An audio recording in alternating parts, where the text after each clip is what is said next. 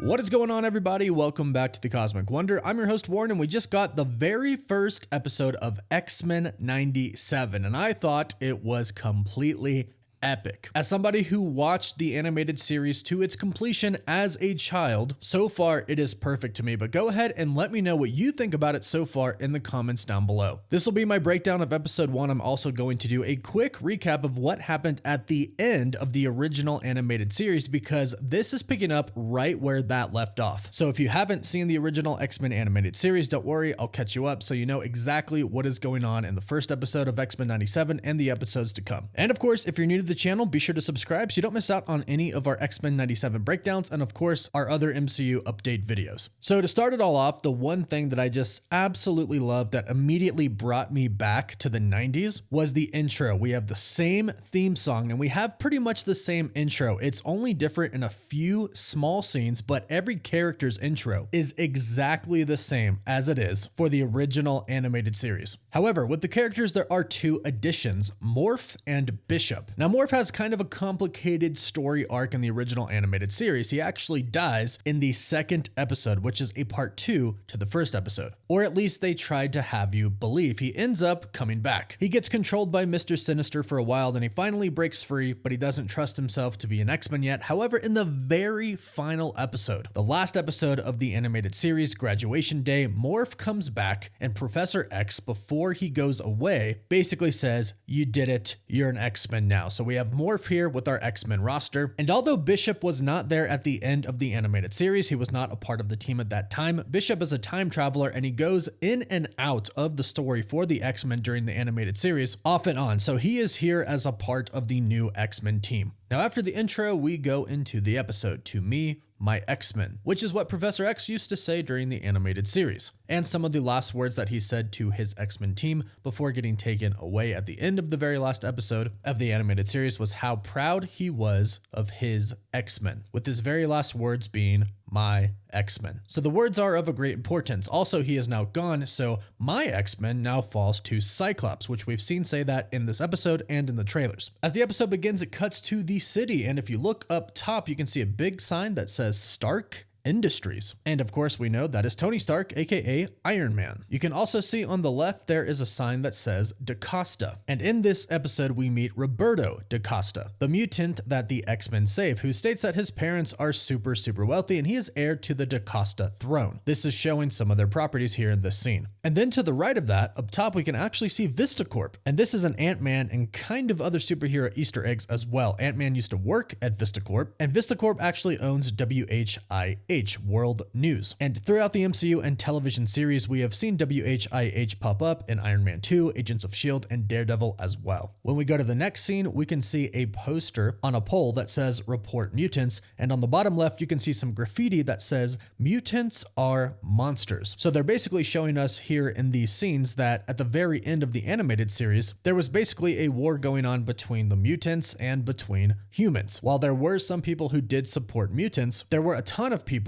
who did not and believe that they are dangerous and basically believe that they should be taken out. And then of course you have mutants like Magneto who believe that they are the superior race, mutants are, and that they should rule over the humans. But Professor X was fighting for mutant rights, stating that they simply wanted the same rights that humans have. They want to be safe and coexist alongside humans. However, in the finale of the animated series, that didn't actually work, and they do a quick little recap of this. They show the news and it says Dead Headmaster, following the attacks that took place in the final episode of the animated series where Professor X was attacked by Henry Gyrich. And they say that the mutant leader has been assassinated, and now people are kind of feeling sorry for them, sympathetic for them. But here's the deal, and here's the tiny recap from the ending of the animated series, the episode Graduation Day. You see, in the finale, Professor X didn't actually die. In the last episode, Gyrich used an energy disruptor on him, which essentially caused his powers to go out of control, and he eventually fell into a coma. And what's really interesting is that the entire thing was televised because it was a summit. Gyrich was speaking about how mutants were dangerous to humanity and all of them needed to be basically extinguished. Professor Xavier stepped in because, of course, he was backing the mutants, and Gyrich wondered if he was a mutant, so he used the device on him, and that is what happened, and it was all on screen. The whole world saw, including a lot of mutants who all of a sudden, after this attack, started to kind of agree with Magneto's point of view, and they all rallied to Magneto, asking him to lead them to fight against the humans. So Magneto basically said, "It's our time now, mutants," and he was really about to kind of take over the entire world. However, in a desperation attempt to save Professor Xavier, some of the X-Men thought Magneto could help. So Wolverine, Cyclops, and Jean went to Magneto, and remember, they weren't exactly friends. In fact, when Cyclops, Jean, and Wolverine showed up in the Blackbird, Magneto destroyed the Blackbird, believing that he killed the X-Men inside. So he was willing to kill X-Men. He did not care at this point. However, the three of them secretly jumped out of the Blackbird, and Jean Grey used her psychic abilities to get them to the ground safely, and eventually they went up to Magneto's lair. They fought for a little bit, but ultimately told Magneto that Professor X was dying. Now, originally he did not believe them because Morph, who we hadn't seen for a while, showed up at the end, and he disguised himself. He transformed himself into Professor Xavier, and he went on the news to tell all of the mutants who were rioting to basically calm down, don't riot, don't retaliate this way, trying to lead them to believe that he was okay. But it didn't really do much good. They continued to riot, and Magneto said, "You all are trying to trick me. I saw Professor X on TV," but they did explain that it was Morph. They told him that the only way to save Professor X was for Magneto to amplify his psychic abilities using his magnetic powers, because Professor X has magnetic brainwaves. So if Magneto could amplify Professor X's powers, Professor X could use his powers to reach out to Lilandra of the Shi'ar, an alien civilization that was much more advanced than theirs on Earth. And Lilandra and Professor X have a long history with each other. In fact, at one point in time,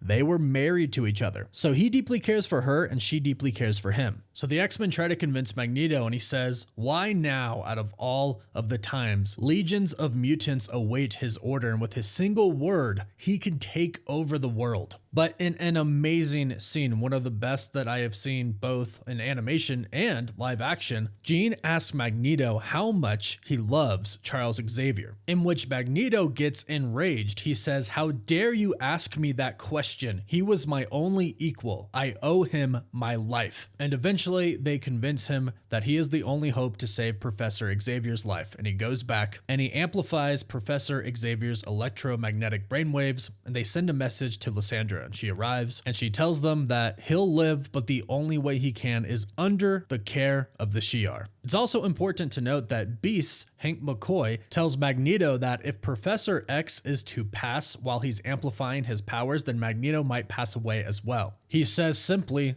"I understand," and he goes and he does it, showing his love for Professor X, which is something that I've always loved about the story of Professor X and Magneto. So Professor X wakes up for a brief moment, and he says, "Magnus, surely you have something more important to do than nursing an old friend." And Magneto says, "Nothing more important." He says goodbye to each individual X-Men that is there, which is everybody who is on the current team now except for Bishop. And his last words are, "I am proud of you all, my X-Men." Then Lilandra takes him away, and all of the X-Men and Magneto watch as he leaves Earth. So Professor X isn't actually dead. He's with Lilandra, so could we see him again? Possibly. I'm expecting that we will in some way, shape, or form. So now that we've done the recap, let's continue on with the episode. We see an abandoned warehouse, and we see some people taking in a mutant, and he has a collar around his neck that prevents him from using his powers. And they do this to all the mutants they capture so they don't have their powers. We see banners for FOH, which stands for Friends of Humanity, which basically means that they are against and they are opposing mutants. Then some important things happen. We hear somebody say the buyer, so they're keeping it anonymous,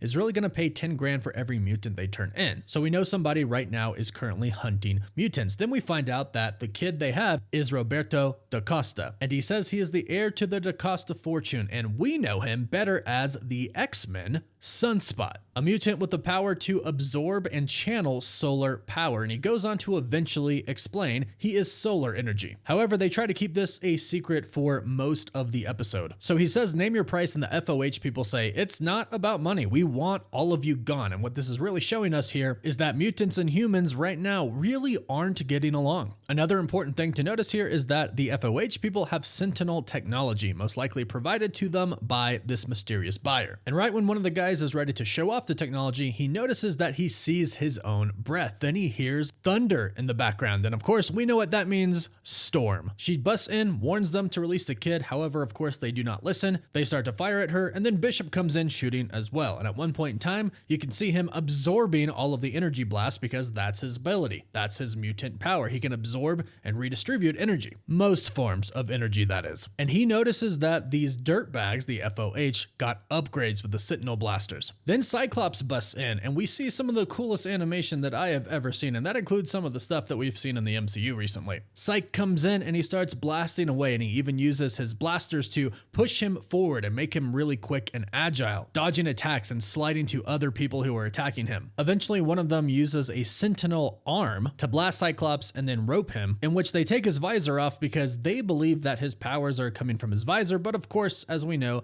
they actually come from his eyes. So he makes a joke about him surrendering, and then of course he lets loose. We see the explosion and we see a newspaper fly by, and we have a few Easter eggs here. One is that it's the Daily Bugle. Two is that on top it says, "Is Spider-Man a mutant?" With all of the mutant affairs going around right now, they are wondering if the friendly neighborhood Spider-Man is a mutant himself. Then on the right, you can see Hellfire Gala, which is the biggest mutant celebration there is. And you can see it says text by Eddie Block. They might not have the rights to actually use the name Eddie Brock, but we know who they're talking about. And it says photos by Peter Parker, aka Spider-Man. Then we go back to the X mansion, in which they are trying to show us a few things. One is that Cyclops is now trying to be the leader, and he's talking to Gambit. He's saying, "We needed you out there." But then Rogue comes in and starts defending him, and Gambit said, "Rogue always comes to Gambit's rescue," showing us the relationship between the two of them, which is important to note if you haven't watched the previous series. And just in general, in Marvel history, the love story between Rogue and Gambit is very well known. They do end up getting married. So they want you to know here, Rogue and Gambit. Don't forget it. We also see that Cyclops is really worried about keeping Professor X's dream alive now that he's gone, and he's putting that upon himself, and Rogue basically says that. Morph comes in disguised as Professor X, which is what he did in the very last episode when he went on TV. Then comes in Jean Grey, and again, they're establishing the relationship between Scott, aka Cyclops, aka Cyc, and Jean, who is of course pregnant right now, and the two of them are married. Then they say that they need to talk to the kid because they need to find out where those FOH people got the Sentinel tech. Then we are introduced to Dr. Hank McCoy, aka Beast. He's hanging upside down, which is how he was first introduced in the very first episode of the animated series as well. We are then introduced to Jubilee, who says, "I get it, one day, life's fresh, then you're waking up to a blue monkey singing Mozart." And what's really cool is this first episode of the 97 series is really a reflection of the first episode of the animated series, except instead of Sunspot, it was Jubilee. Jubilee was being hunted by the Sentinels, and then the X-Men rescued her and she woke up in the X-Mansion. And from there, she would go on to become an X-Men in training, and then on the very last episode, become an official X-Men. They are essentially mirroring the very first episode of the animated series with this episode of the 97 series. Instead of Jubilee, though, it's now Sunspot.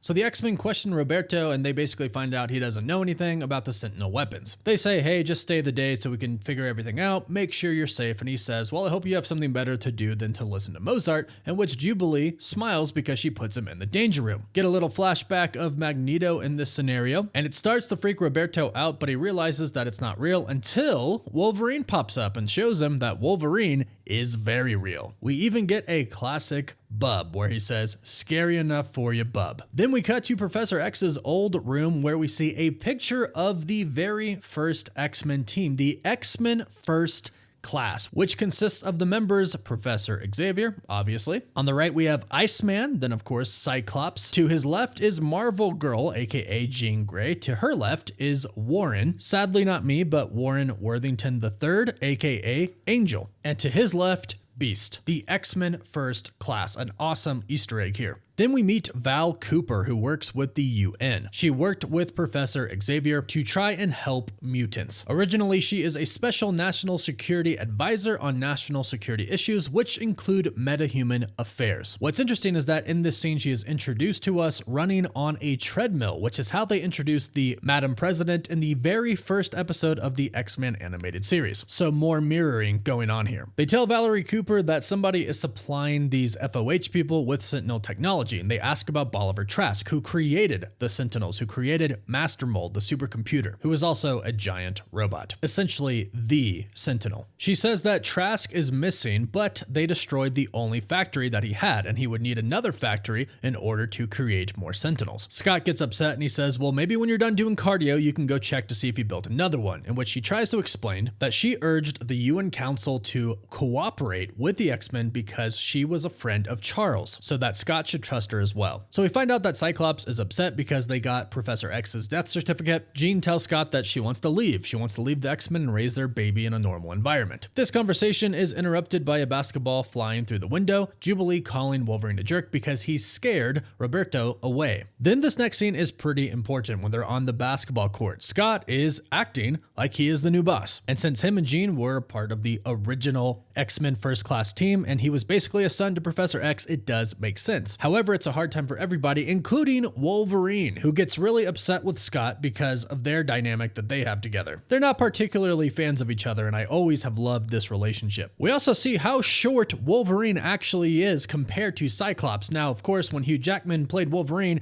he was not short, but originally, Wolverine is short. Another really important thing that we see here, of course, is the sort of kind of not really love triangle between Cyclops, Jean, and Wolverine. Of course, Wolverine has deep feelings for Jean, but Jean is married to Cyclops. However, we still see that that comes into account here, because when Cyclops says go find the kid, Wolverine doesn't want to go, but Jean asks him and she says please. And since he has deep feelings for Jean, he goes, but not before saying that the worst part about Professor X being gone is the fact is that Cyclops is now trying to play leader. They explore this relationship a little bit more in the club, where Morph turns into Jean Grey, basically stating that the love of his life, Jean Grey, is now with the perfect Scott Summers while he sits on the sideline. But at this point in time, it's also revealed that Wolverine seems to know that Jean and Scott might leave. Meanwhile, Storm, Bishop, and Cyclops visit Gyrich, the one who is responsible for almost killing Professor Xavier. They try to get him to tell them who is providing these FOH people with the Sentinel technology, but of course, he doesn't talk because he believes in what he did, and he wants mutants to be extinct. He says, Scott, you get an A for effort, but we both know you're not Professor X. Scott says, you're right, he would have tried to reason with you more, but I'm not him, so let me introduce you to my wife, who is using Cerebro to enhance her psychic powers, and she goes inside his mind. But from there, something goes kind of wrong. She somewhat gets a premonition where she sees Master Mold, and she realizes that Trask is up to something. So the X-Men set out to find him immediately, minus Jubilee and Jean, because Jean's pregnant, and Jubilee is watching Roberto. Jean, using her psychic abilities, located Trask in the Sahara Desert. On the plane, we see more friction between Cyclops and Wolverine, where Cyclops says, we do this by working together as a team. Wolverine sarcastically says, geez, what would we do without you, where they are instantly attacked by Sentinels. And again, here we get some of the best animation and fight scenes that I have seen. A Sentinel grabs Cyclops, but we see Cyclops use his beam to take part of its head off, to take its torso off, its arm off, and eventually it ends up exploding and Cyclops is let free, flying in the air. The X-Jet then explodes and we see the rest of the X-Men team flying through the air as well. Now, not all of the X-Men can fly, of course. So Storm and Rogue look at each other and give each other a little nod because they know they're the ones who can fly and they have to save the others. Then after they depart, we see Morph turn into Angel, because not only can Morph transform into other people, but when he does so, he gains their powers as well. So Morph flies away and saves Wolverine. Rogue, who is indestructible, smashes through a piece of the X-Jet, then grabs Bishop and Beast. Cyclops, who is acting team leader, sees all of this happening, sees the X-Men working as a team, says, solid work team, see you on the ground. And we see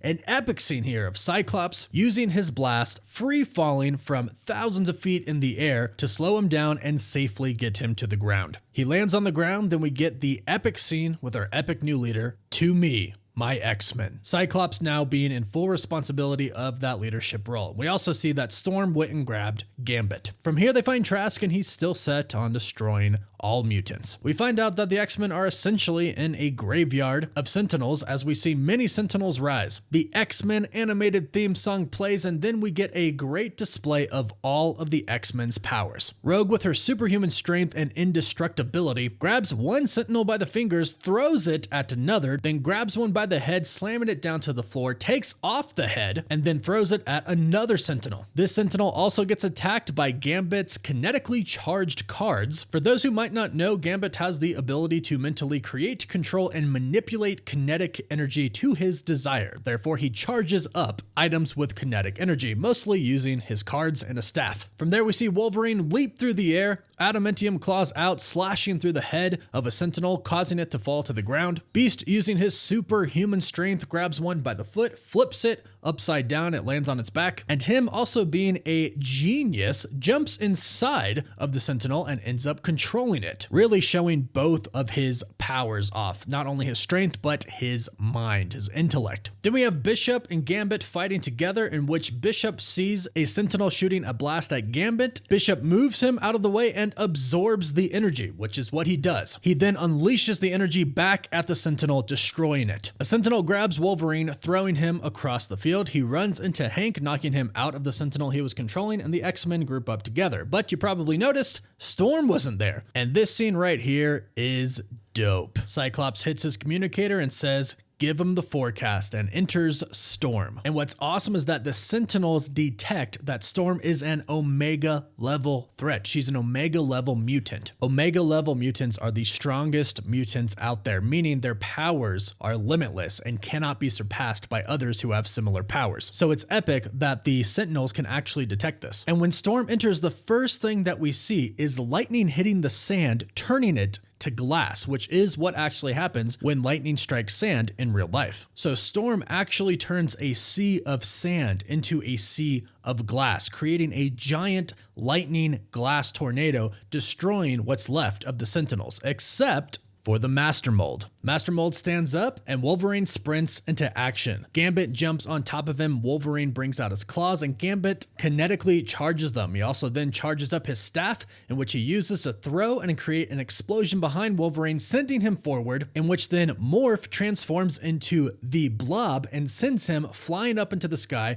where Wolverine uses his kinetically charged adamantium claws to decapitate Master Mold and end the fight once and for all. Dr. Cooper comes in with the United Nations to take Trask away and to clean up the mess with the Sentinels and Master Mold. She has a talk with Scott in which she says, "You sound like Charles. He would have been proud today." And we see the little smile go on Cyclops' face. A little bit of relief here, I'm sure, that he did a good job as a leader his first time, but also acknowledging that the X-Men is a team and they can't do anything with one person, but it does in fact take a team. And this plays into a scene that comes up in just a bit, but meanwhile, Sunspot finally decides to show Jubilee his powers, and he states that he hasn't even told his parents that he has powers. But it does seem like Jubilee managed to convince him that the X-Men are great and the X-Mansion and Xavier's school is a good place to be, a good place to belong when you're a mutant. He leaves, but not before Jubilee says that he's hot, and he states that he is single, implying that the two of them might get together later on, and definitely implying that he'll be back. Now back on the basketball court, Storm acknowledges that Cyclops is the team leader. But going back to what Cyclops said before, he said with Professor X gone, he thought it was on him, but now he realizes that it's a team and that it doesn't rely on one person. And having said that, him and Jean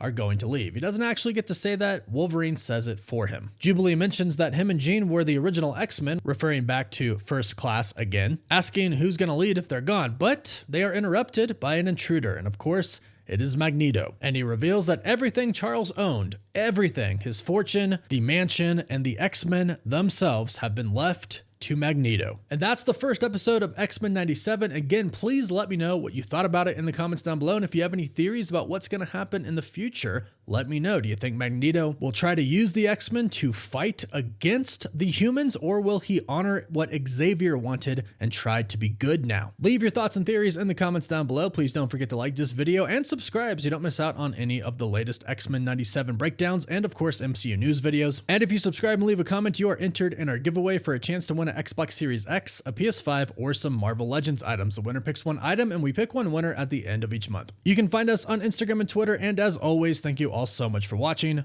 Woof woof.